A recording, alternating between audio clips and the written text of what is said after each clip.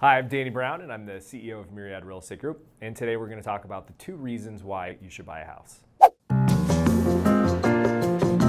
So the first reason that you should purchase a home is you need one. Maslow's hierarchy of needs usually starts with food, shelter, and water. So everybody needs housing in some form or fashion. And so I believe in purchasing a property as your primary residence, no matter the market, is always going to be a smart move because you have to live somewhere. And you're either paying to live in your home or you're paying to live in somebody else's home. So why not pay for your own? And as you are in that home and your life evolves, your needs will change. And as your needs change, that's when you should probably sell your home and buy a new one.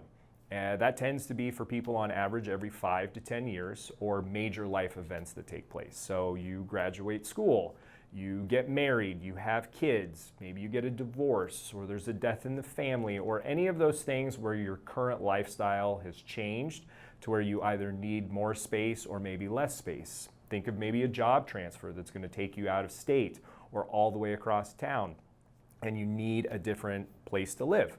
That's when you should probably think about buying or selling your current home and buying the next one when your needs change. And I don't think that anyone should buy a home if they have FOMO, the fear of missing out. I think a lot of people, especially in the market that we've been in, see a lot of people purchasing homes, a lot of people's equity or the value of their property has grown quite a bit, and they might be purchasing a property just because they want to or because they want to keep up with the Joneses. That's a bad time to purchase a home. To kind of sum it up, you should only purchase a property when you actually need a place to live. Then it's a good time to buy.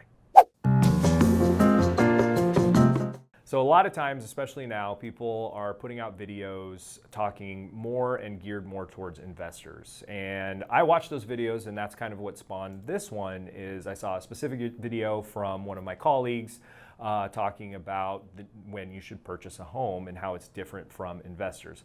They're more like day traders. They're really paying attention to the ebbs and flows of the real estate market because that affects them in the short term.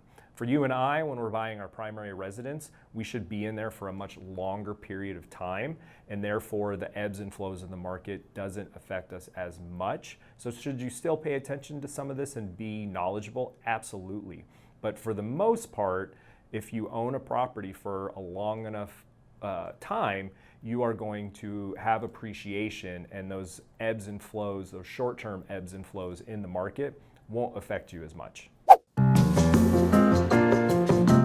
Which brings me to my second point, that purchasing a property is a very good long-term investment.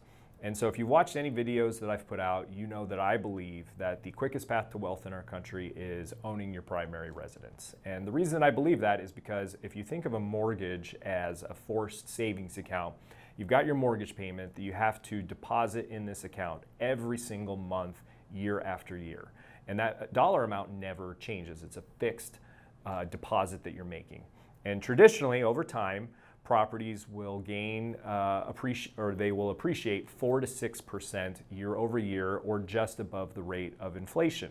And so you're making these payments or you're making these deposits over and over and over again until your needs change and you go to sell. So your situation or your needs change to where you're selling that property, cashing out, taking all of that money that you've invested in that home and either upsizing to the next one, or maybe you're downsizing to a smaller one to where your monthly payment's going to go down, and now you have extra money to help fund your retirement. So there's one thing that is very true of Americans across the board, is that we're all very bad at saving. And so can you become wealthy if you rent? Absolutely. It just takes more discipline, where when you own a property, that discipline is kind of forced upon you, where you're going to get that money back and then some to, again, invest in your future retirement. So I wanted to dive a little bit more into my conversation around appreciation. So let's say the average price point right now for the greater Phoenix area is $400,000, and you're putting down 5% on that purchase, which is 20 grand. So you're earning that appreciation on the total value of the property versus rather than just earning interest on your initial down payment.